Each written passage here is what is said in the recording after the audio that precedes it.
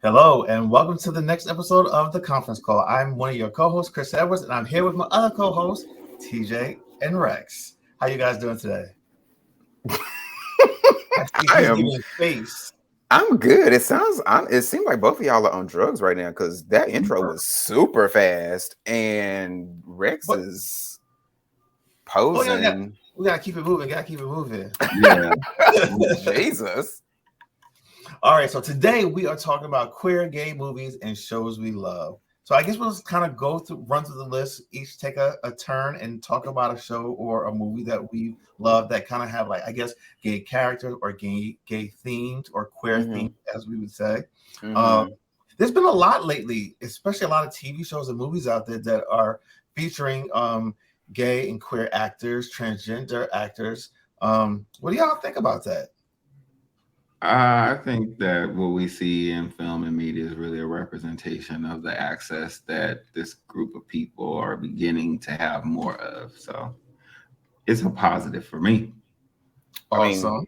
same representation matters, obviously. I'm here, bitches. Because I be getting tired of seeing straight people, so I appreciate it. Right. Ugh. Mm. The breeders are boring. Well, Wow. I Okay. mean, I didn't say So nothing about who breeders. wants to start? TJ, you want to start us off? Sure. So, Who on drugs again? I mean, I did just pop 2 gummies, but anyway. So my And now first, he fesses up to it now. I mean, Right. I'm 99% of the time I'm on some CBD, but anyway, first on my list is Noah's Ark. I feel like Noah's Ark is like gay canon. Obviously, and this is kind of like appropriate now because there was obviously a announcement by the creator, Patrick Ian Polk. Baby, what's going on? A fly is going to fly into this mouth. What's happening? Jesus. I Maybe stopped that. by Twitter Never for a mind. moment. Don't say it. Good Lord. Yeah, so Noah's Ark. So Patrick Ian Polk, as y'all know, because y'all was there with them, because y'all are celebrities and whatnot, mentioned that there's going to be a resurgence of Noah's Ark. So for, I guess, people who are not familiar with Noah's Ark is a show, or was a show rather, that premiered on Logo several years ago. I don't exactly know what year it was, but early 2000s, which was about like 4 gay black men who were friends. It was 4, right? Yeah, 4 gay black men who were friends, living in, I think, LA, and just going throughout like dating and work and career and just living their lives all gay and free and whatnot. But it's an iconic show because I think it was the first black gay show on a relatively popular network. It was a gay network. Well, yeah, it was a gay network. But it was on TV. I guess is what I'm trying to say. It wasn't like underground, it was on actual TV. It was on B cable. It was and cable? B cable. Prior to that, all you ever saw were white gays. You had Queer as Folk, you had Will and Grace, and probably some other shows. I But forgot about that. yeah, Noah's Ark was like the very first mainstream gay black show, and so for so many people, especially little baby gays, it was very important because again, you saw yourself represented, and you could possibly identify with some of the characters. I know a lot of people would identify with Noah. I personally kind of identify with Ricky.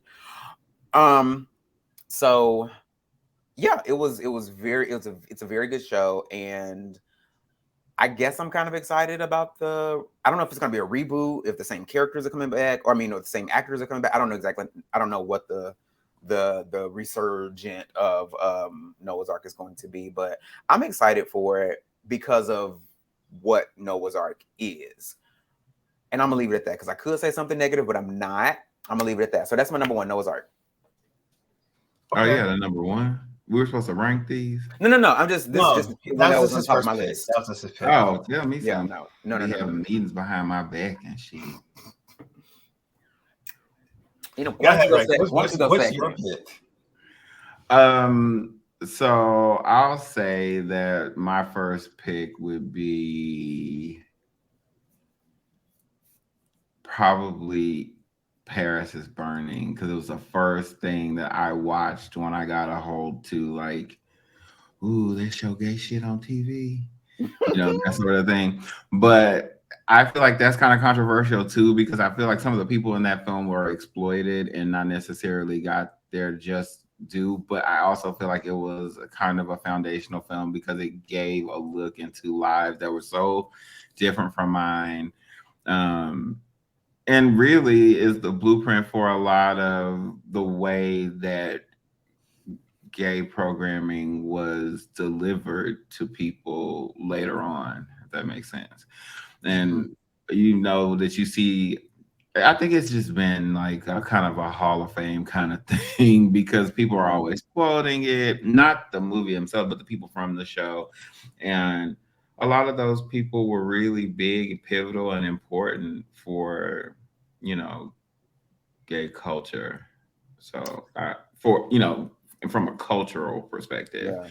So, yeah, it was good. So for people who aren't familiar with Paris is Burning, what is it? Oh, Paris is Burning is a documentary that was shot in New York, and it really covered the underground like ballroom scene as it existed in that moment. I think that what we have now is sort of like an evolution of that, but it was really it came on the heels of a previous documentary that displayed how Black drag queens left the pageant circuit to start their own thing, which was the initiation of the ballroom culture scene. And so this documentary picks up there and it shows sort of some of the key houses and mothers of those houses. And it shows you about Vogue and about the principles of ballroom. And I think that Pose is loosely based on that show, based on that documentary. So it's a really good thing if you haven't seen it. Yeah, that's definitely. I don't think I've ever actually seen it, but I know I need to go and watch that. And that's a great time because my first pick was going to be Pose. It was such a great series. It came out. The first season came out in 2018. I think they had 3 seasons, I believe, and there was a little bit of a lag between season 2 and season 3 because of the pandemic, of course. But for me, like watching Pose was very like that. That was like my stake in the ground for me, I guess. I've seen like other shows. Like I actually never really watched the series Noah's Ark. I maybe saw 1 or 2 episodes back in the day. I bought it when it came out on iTunes. So did I. I bought Paris is Burning on iTunes too.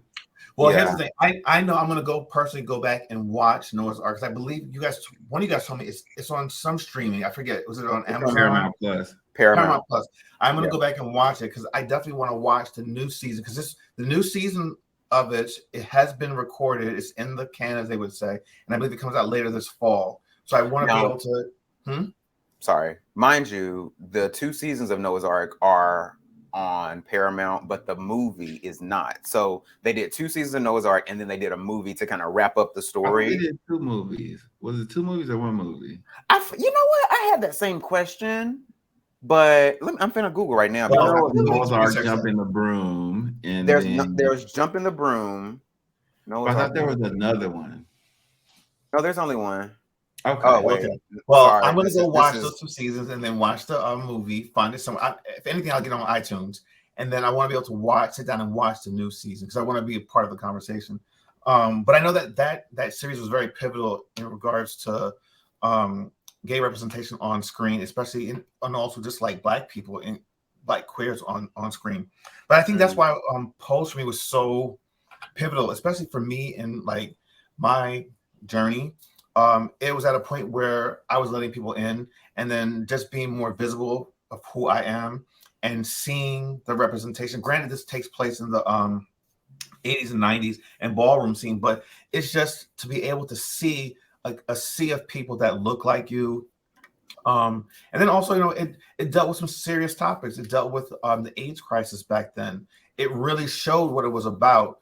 And it was so well acted. The actors were amazing. The characters, Blanca, Angelina, Prey, Electra, like those cast of characters and how they played off. Huh? Who's Sorry, Angelina? Angel. Sorry, not Angelina. Angel. Oh, I was like, bitch. Angel. Sorry. Okay, But just how they. No, I said you got it. Go ahead. No, just how they played off of one another, and then also it was really about family and how family is created. It doesn't always have to be the family that you're born into. It's the family that you create for yourself. And family conversations. Right now, we had this conversation I think it was yesterday, as a matter of fact. Mm-hmm. It's important, and I think that this show really showed that, and it was just so good to see that on TV on a regular basis. And like there've been so many other shows, but I think this one was very, very pivotal in history. Yeah. So that was my first choice. Okay, short stuff. What's your second? Why I gotta be short stuff? Okay. Before I go on to my second, breaking news. So the Noah's Ark movie, the whole movie is actually available on YouTube, so you can actually watch it on YouTube. Oh, okay. Yeah. So I because I was googling to see how many movies there were, and a whole movie came up on YouTube. So yeah. So you get done with it on Paramount, and then you can watch the movie on YouTube. Okay. And so the movie picks up where season 2 ended, because season 2 ends on a cliffhanger. Gotcha. Yeah. Okay. So my second one is there's this movie called Soldier's Girl. Now, some of the movies on my list are I watched them originally back in the day, way back in the day, when Netflix was sending DVDs to you. So you see how old this was. Shut up. So prior to Netflix even having a streaming service, their services were they would send you DVDs, which is brilliant. Anyway, so your little red envelope. In that red envelope. So Soldier's Girl was one of the DVDs I got. And I actually rewatched that movie the other day. I actually rewatched that movie the other day to prepare for this topic. So when I first watched it, I loved it. And then I was like, well, I haven't watched it in a long time, so let me rewatch it. And I forgot how upset the movie makes me, how mad it makes me. Because one, it depicts a bashing. I'm not going to say a gay bashing, because the character who is bashed is not gay per se. But also it's a true story. So basically the movie is about it's based on this character who's in the military. The main character is in the military, and he basically falls in love with a trans woman. This was based back in, I think, during Don't Ask, Don't Tell. So I think maybe late 90s or sometime in the 90s. But basically he is murdered for that. What I did not realize until I rewatched it last week was that it's based, and this actually happened like 20 minutes away from me. So there is so I live in Clarksville, Tennessee, which is a military town, because in Fort Campbell, Kentucky, which is like 20 minutes away, this is where that happened. So Fort Campbell is a base in Kentucky. And so the character Barry Winchell was a soldier on that base. And so the first scene of the movie is a drag pageant. And it's like Miss Tennessee or something. I was like, oh, that's interesting. I live in Tennessee.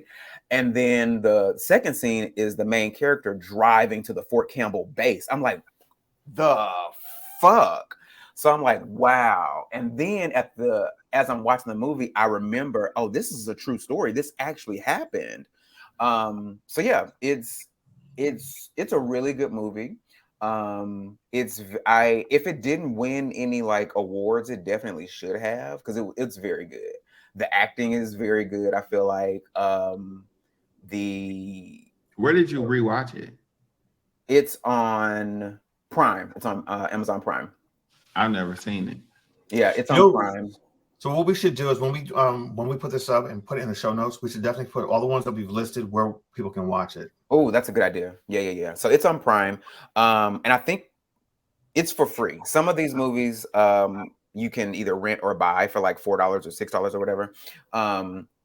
But yeah, Amazon, it's on Prime Video. It's a very good movie. Yeah, I like it a lot. So Okay.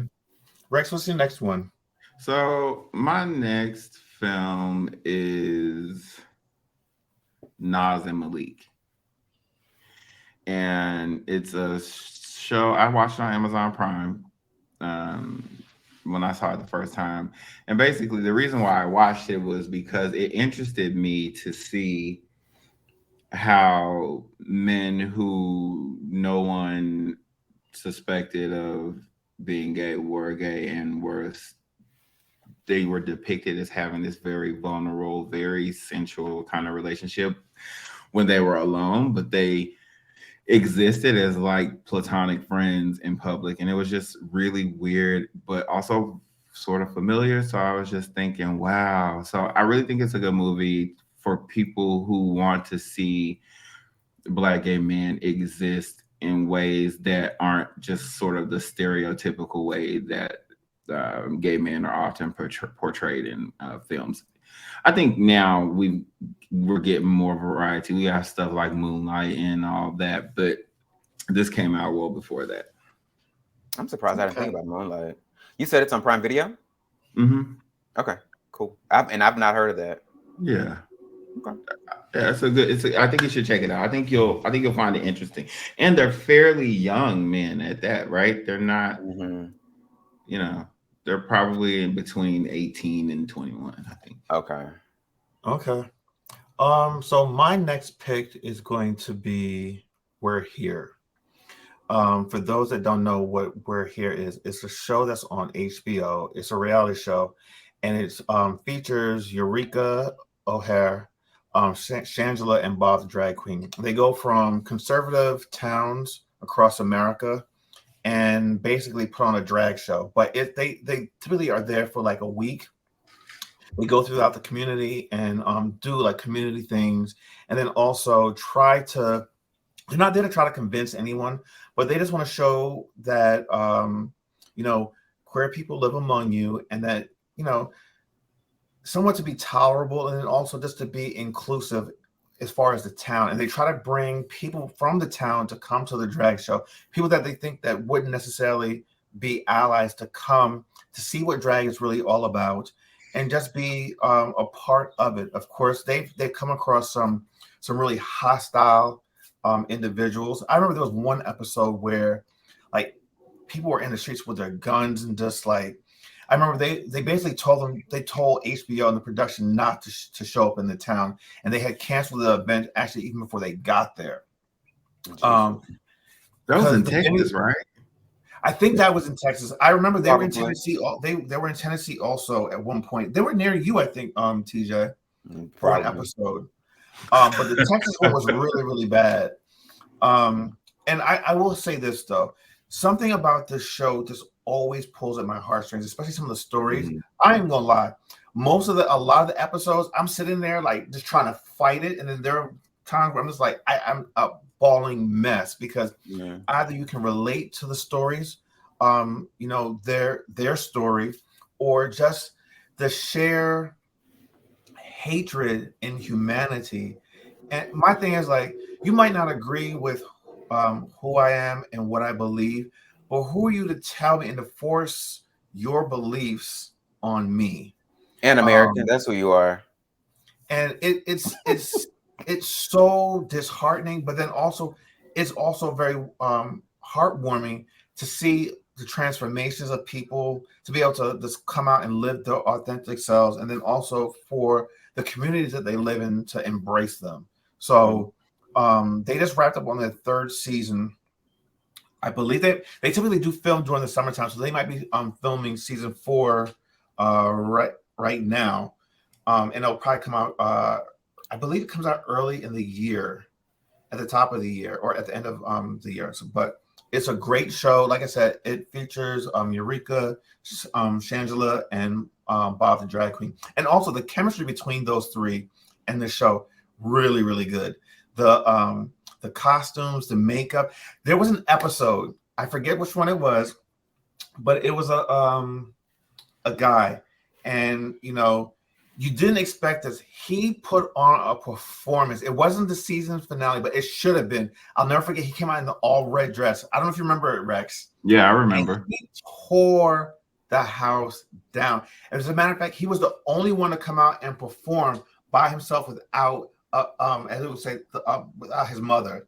He did a solo performance, and it was amazing. Like, he tore the place down. I've never like, when you watch all the other episodes, you can definitely tell that people are hesitant and it's not really their thing.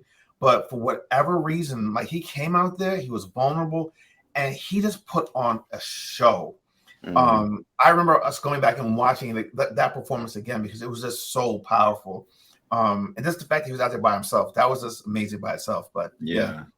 We're here. And the dress quotes up, and there's a wind machine. It was a very It was, and their production is very high for a show that they take on the road like that, and that they do this in different locations, and they make do with what they have in the town. Basically, they find the spaces, they come there with their production, whatever, and then like even everything, their outfits, the hair and makeup, just top notch, all across the board. That episode was very like if Dorothy from The Wizard of Oz was a black drag queen. Yes. That. And she was singing. She was doing that final number of Home, and like everyone just stood there and watched. They were mesmerized by that performance. Yeah. Watch it on YouTube, child. Huh? Just watch the performance part on YouTube. I was talking to TJ because he ain't gonna watch the show, but he can watch the performance on YouTube. I have watched both seasons. I have not watched the last season. But yeah, sure, I'll watch it. All right, so let's do this. Let's give one more round of picks. One more. Well, one sucker. I'm looking at all these lists. We have 15,000. Okay, so brother to brother. What? I'm just laughing at you. Me? Yeah, about we got 15,000 things. We gonna talk about these. I'm saying we didn't put this whole list in. Anyway. Go ahead, we talking about them. Go ahead. Brother to brother. So brother to brother is another like oldie movie. Surprisingly, and it stars Anthony Mackie. I honestly forgot that he played this role. So Anthony Mackie plays I think a gay college student in art school or something. This is not a movie that I rewatched, but I have seen it like a couple of times over the years. So he's basically this black gay art student, kind of going through, I think it's in New York, Harlem, I believe. Kind of just going throughout his life, and then he meets this older man named Bruce. I can't remember I don't think Bruce is homeless, but I think he's like kind of destitute. But it turns out that Bruce is actually Bruce Nugent from the Harlem Renaissance era.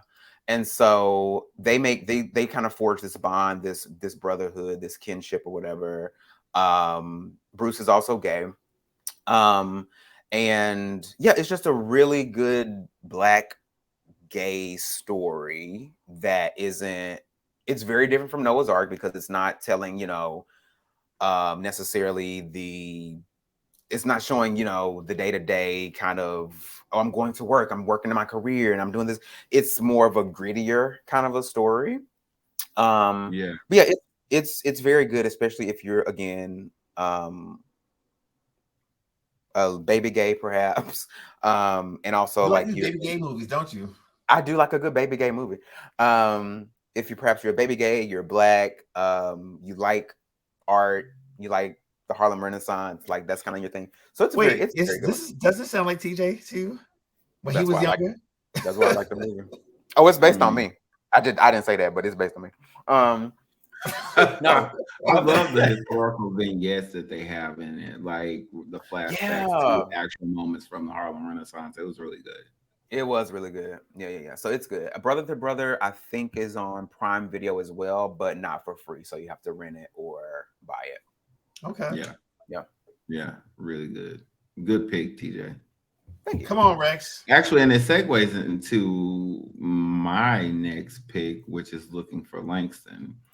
That is another. I don't know if those of you who know me very well know that I am a sucker for a documentary. So I love to watch like informational things. What did you say? Just a sucker? I said yes, sir, to documentaries. Yeah. So, and it really is talking about like the life of Langston Hughes and sort of some of the things that he went through in the Harlem Renaissance, and it is. I think it's more informational than it is like anything else, but it really gives a very good alternative perspective to like any other Langston Hughes biography that you would watch. It's a very good movie directed by Isaac Julian, and if you can watch it, I say go for it. I am not sure where you should watch it now. I think they have it on Canopy. I watched it on Canopy. Do you guys have? One second. I don't know what that is. I never heard that. Canopy is an app that is dedicated exclusively to documentaries and art films. Of course.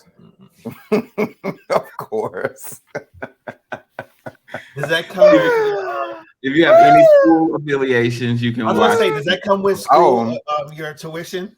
Okay. It did come with it. See? It did come with my Howard tuition. Well, there you go. It says a lot. Chad, when I see he got all the apps. He got apps you ain't never even heard of before. Exactly. Every single app. He's gonna have to share that with us because we don't get it because we don't go to Howard. Yeah, that's okay. I'll share it with you. I'll share it. Okay. So my next pick is gonna be something that's a little more fun. But I actually really enjoyed it. I'm kind of pissed it got canceled. But my pick is Legendary. That was on HBO Max. For me, I know you didn't. I don't know why you didn't like it. I didn't care for it. I did. What did you like about it? I gotta know. It just didn't do it. It didn't really do anything for me, honestly. I was like, okay. They had fashion. Where? Whom? Wow. Okay, moving on. You just don't get it. He don't get it. I appreciate the judges it. that were given fashion. The contestants. Appreciate it for what it does for the culture, but for me, it's just not a show for me. And then, so I watched all the first season, and then the second season was during the pandemic, so they didn't have a live audience, right? Yeah. And so that which made really it very took me out of it. It did make it very different. Yeah, no. And so I didn't even return for the third season. You didn't even watch for Kiki? No, listen, when she went in on Lord, that was a good one. I saw. No, I've seen that. He was like several times, and I like that clip, but I'm not gonna watch the whole show. No, yeah, it just it was for me. It was a really great show. Like it was very entertaining. I never really knew ballroom scene until I started watching Pose, and then got into and started watching this. For me, it's very entertaining. And here's the thing: I'm a sucker for a backstory. I love the visuals. I love everything that goes on in front of the stage. But what I really love more than anything, and I think this is very well. It can be seen in a lot of things that I do. I love people's backstories. I love hearing how they got to this point, why they do what they do, and with that show, you did get a chance to understand a lot about these people. They would spend maybe one episode really kind of focusing on one person from a particular house. You got to know their story as far as maybe their family threw them out. And then, being able to be in this house gave them that sense of community and family. And being in the ballroom scene gave them that larger sense of community. And then they were also able to express themselves creatively through dance, through dress, through, all those things. So that was really, really powerful for me. And it was almost in a way escapism type of watching for me. And I think it helped that it started. I think the first season aired during the pandemic, during the beginning. So it was like it was just something to watch, and it was very entertaining. So I loved it. Loved the judges. Loved the staging of it. And then also, I think what helped to elevate it a little bit was the stage, the graphics, the arts that went along with everything. So, you know, they had their costumes, but the costumes were reinforced by what was going on around them on the stage, the graphics and all that stuff. So loved every episode of it. I'm kind of bummed that no one has picked it up yet, because, you know, a lot of shows, when they get canceled nowadays, if it does really well, which this particular series did exceptionally well, they'll get picked up by someone else. I think part of the reason why it got canceled is all of the non-scripted shows on HBO were canceled because it got acquired by another media conglomerate. So that's why that show went away. It had nothing to do with poor ratings. It's just that it fell within, you know, being an unscripted show. But Legendary, love it. Someone pick it up, please. We want to see more. My only question about that show was, why was Jamila Jamil there? Like, is she some paragon in the ballroom scene that I'm not familiar with? Because I'm not familiar with ballroom. I'm going to let you know that. But I was very confused as to why she was a judge. Is there something about her I don't know? No, I think because she just really kind of came out, I think, the year before as I guess gay bisexual. Oh wow. What a qualification to judge a ballroom show. No, but I think that was part of it. She's a big name, you know, she's been on network TV, and I think that they used her to kind of draw in a different demographics and audience. I mean, no, what it sounds like it was given when she was available to me. I mean, it's like I don't know. You could have gotten so. And I'm the many shady people. one. You think I'm the shady one? Motherfucker. You're shady to people. You're shady to people you know. I'm shady to people I don't know. And there's a difference. I was just very confused. I was like, why is she here? What is she doing here? I had the same question. But she's no longer on the show, right? There is no. Nobody's on the show. Well, I mean, like the last season, she was no longer. She was there. She was there. It was there. Because I mean, honestly, the way it seemed like to me is that she was kind of like the head judge. The head judge? She wasn't the head judge. Honestly, it seemed like she kind of like moderated the whole thing to a certain degree. The only thing I ever knew about her prior to her being on this show is that she had a really big, like, hit radio show on BBC where she's from. And maybe she's part of the ballroom scene in London. I don't know. I don't think so. She had a show with Ted Danza on. Who was it? CBS. Ted Danza, not Ted Danza. Yeah, Ted Danza. Hold on. Let me find the show because I'll tell you because I used to watch it. I don't. I was gonna say I don't think it really matters. The only show that I knew her on was The Good Place. Yes. What's A Good Place? Oh, that's what you're talking about. That's what Ted Danza. He was on that. He was the lead on that. That was a show that she was on prior to being on Legendary. That's where I knew her from. So I was like, well, maybe it's me. Maybe she is involved in ballroom in a way that I just don't know. So maybe that's her qualification for the show. But apparently that's not. It don't seem like that's the case. No, I don't think it will. I don't know. All I know is that I remember, like, towards the end of that series, it had come out, or she had quote unquote come out or let people in that she belonged to the LGBTQIA plus community. Wow. And that just became like a big deal. Especially because she, like I said, she was on network TV. She was seen every week, and she was somewhat of a decent star on actor. So I don't know. Oh, okay then. Well, I'm glad that you enjoy that show, that program. What's your next one? What's your next one? Okay, so my next one is Punks. So Punks is a little known movie. That is that another baby gay movie? It is a baby gay. It is the baby gay movie. It was also created by Patrick Ian Polk, who created Noah's Ark famously. It is a movie. It's kind of like it's honestly like the precursor to Noah's Ark. So I think there's four friends in this movie as well. There's a main character who is he's gay, but I think he's a little timid. He ends up like falling in love with his next door neighbor who is seemingly straight, but turns out to not be straight, I believe. It's been ages since I've seen Punks. And unfortunately, Punks you can't really find anywhere. It's not on streaming anywhere.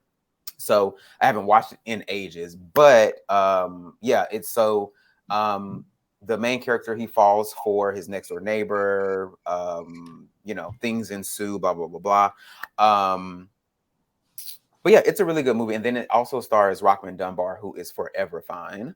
So not stars Rockman. Well, yeah, he's the love interest. But yeah, so Punks is a very good movie. It's like I said, it's like the precursor to Noah's Ark. So I love it very much. It's also canon for me. Yeah. Okay. So for whatever reason, your show, film, whatever it was, I've never seen.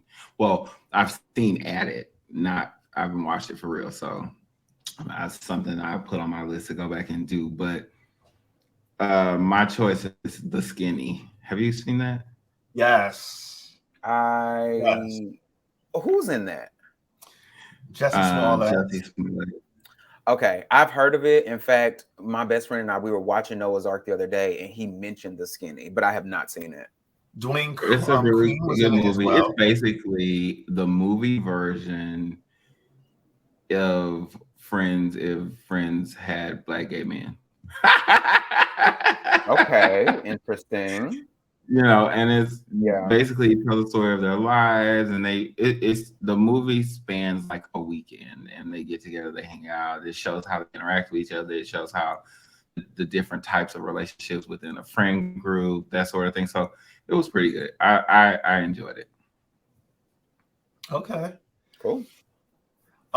So here's another one for you. I don't know if anyone really saw this. This is another HBO Max series. I believe it got canceled after 2 seasons, but it's called Generation.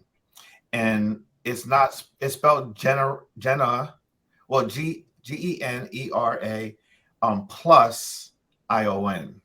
It dealt with a bunch. Oh, did we lose him? He just jumped out. I quit.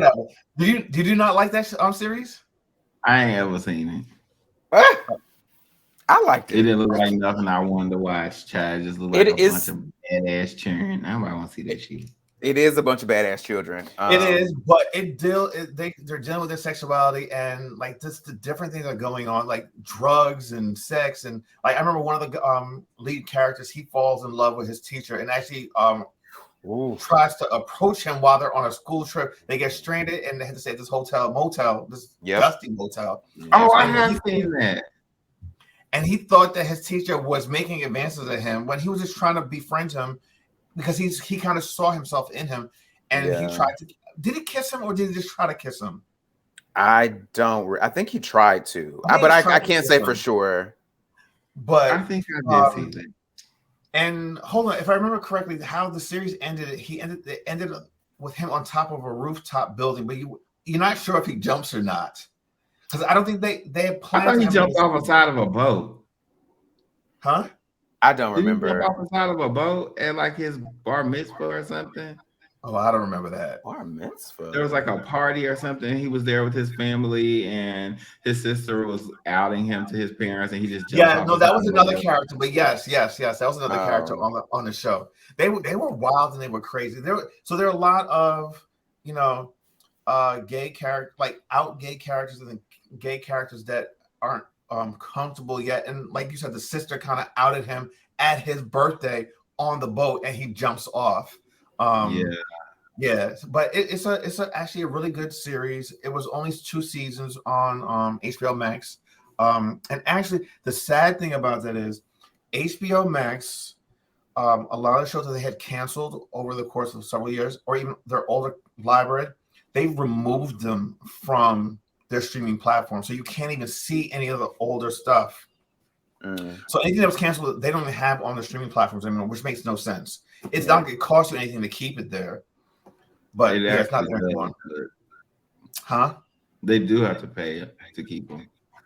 But I get your point. They already owned it. They could have kept it. Right. It's their property. So like my thing is like, what does it cost for you to keep? I mean, people will come back to watch that stuff because there was a whole uproar once they pulled all that stuff off the service. It was like, well, why should I keep watching this? All you're gonna ever do is, pull the stuff off after it gets canceled. But anyway, that was my pick. TJ, what's your next one? Generation was really good. So my last one is kind of an honorable mention, only because I vaguely remember this movie. My plan was to go back and rewatch it, because it's available on Prime Video, but I did not. But it's called Strapped. And there are actually two movies called Strapped. This one is about a white boy. The other one is about black men. And that one, the black man has nothing to do with being gay.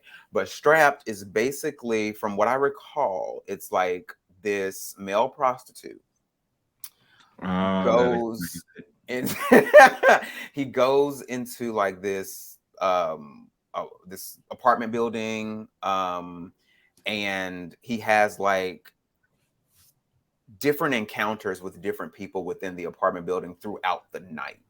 Yeah. And it just kind of tells the story of each encounter or each person. And again, this is one of those DVD to home Netflix movies. So I don't think I've watched it ever since then. But I just remember it being very good. For what reason, I don't exactly remember. But I just remember like maybe it having like a moving kind of story or whatever, or the interactions or the stories that were being told between the main character and the people that he would encounter. I feel like they were really interesting. So so it's called Strapped, and that is also on Prime Video. Word. What's your last one, Rex? I will say that my last one was either, I don't know, I had a toss up. It's either I Am Not Your Negro or Tongues Untied. Both are documentaries. Both feature Black gay men. All discuss the ramifications of being Black and gay in America and occupying public space. Okay. Tongues Untied and I Am Not Your Negro. Yeah. Okay. One's about I'm Not Your Negro is a documentary about James Baldwin, and Tongues Untied is a Marlon Riggs movie that documents Black gay life amongst adult men and sort of the trauma that they go through. And it doesn't follow like one specific character, you know what I mean? But it's the overarching story of like what the experience of Black gay men is. Okay. Are they on an app or the Canopy app that you? Yeah. I'm Not Your Negro is on Amazon Prime. Oh, okay. And Tongues Untied, I think, is on YouTube. Oh, okay, cool. Yeah, because it's not on Canopy. Okay. Okay. All right, and my last one is, I think, something that a lot of people have seen. It's a more recent movie. I believe it came out in 2021 or somewhere around there. Moonlight. Oh. For those that haven't seen it, it's a young African-American man who grapples with his identity and sexuality while experiencing the everyday struggles of childhood, adolescence, and becoming an adult. I don't know. There's something very riveting about that movie. I think the way it was told and over time, and just the innocence of the experience of coming to terms with being gay as a young Black boy, and then growing up, and then still being in love with your first love as an adult, and then also still grappling with that and not being able to say, hey, this is who I am, and you are the person I want to be with. I remember that one scene that was kind of pivotal to me is when he found him again later in life, and he was working at the restaurant, and he went in and he sat down, and they had a meal together, and it was just like, you can tell that they wanted to rekindle that and be together, but they just didn't know how to do it. Great movie. Actually, it was 2016. Damn, was that long ago? Yeah, when you said 2021, I was like, no, child, that was a Wow. while ago. You're getting old. I was like, You Moonlight know, was a while ago. time I is feel like it just came out. malleable in Jerryville. Yes, it is. No, but it was a great movie. And I highly recommend it. If you have not seen it, go and watch it. I believe it is it on Prime Video. It looks like on Hulu. it looks Is it on like it looks like it's on Paramount, possibly. Because they move around. Yeah, so it looks like you can watch it on YouTube, Hulu, and Prime Video, but all of those say that you do have to have like a subscription, obviously. Yeah, it looks like you can. It's available on Paramount. This is according to Google, mind you, so it could be wrong. Okay, the Google machine says it's on Paramount. It's on Paramount. Yeah, until further notice. Yeah, Moonlight was good. I very much appreciate fine ass Trevante Rhodes. He is going to be a forever crush for me. Trevante Rhodes, the main character, actor. Yeah. I'm not gonna do this with you. Do we need to give you a fan down there? No, I'm fine. I'm fine. Okay. I'm fine. Thank you. I have my fan on actually. I don't know. I think you need to turn it up. I'm good. Yeah. I'm good. You need to turn it up. Some other like honorable mentions, I think. Queer as Folk. Did we talk about Dirty Laundry? No, we didn't, but we don't. Dirty Laundry is another good one. I did really like it. It was a good movie. Yeah, and then you've got a lot of new stuff coming out, and it's not even necessarily that's gay centric, but it's just really just rolled into like this is just mainstream. Like White Lotus dealt with gay characters this season. Let me see who else. Euphoria deals with gay characters. It's not like it's all about gay characters, but it's just a part of everyday life, and they are part of the story, which is what I'm really appreciating. You're starting to see that more and more every year now. So those are definitely something. But I think gay representation in film and TV has come a long way. Mm-hmm. It still has a long way to go. And then the other thing too, I think that's really been helpful, and I think that furthers the conversation, is that it's not straight people playing gay characters. It's gay individuals playing gay characters. It's transgender characters playing transgender characters. There's no misrepresentation in the people that you're seeing on film nowadays. There are true, actual depictions of real people in real life.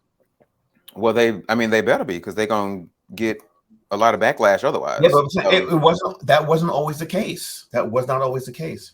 Hence the backlash. So to have that now, I think that a lot of people are, applauding that, as it should have been to begin with. Right. But yeah, I think that brings us to the end of this episode. I think this was a great topic. I think we talked about some great TV shows and great movies. We learned a lot about little gay movies that kind of grew TJ up and brought him up to the big gay man that he is today. Yes. Yeah. A big age. We learned about a new app called Canopy that ain't nobody else got but Regs. Well, you have to decide to go back to school to get a master's or a PhD in order to have access. In order to have access to it's that. Exclusive. It's exclusive. Exclusivity. That's what he loves. For the elite. It's only for that's what he loves of society. Yes, that's what it says. As you can see, he's shuttering us off. But anyway, don't forget to follow, subscribe, and hit that bell so you can get notified when we post a new video. Guys, we'll see you next week with another great episode for the conference call. Have a good one. Bye.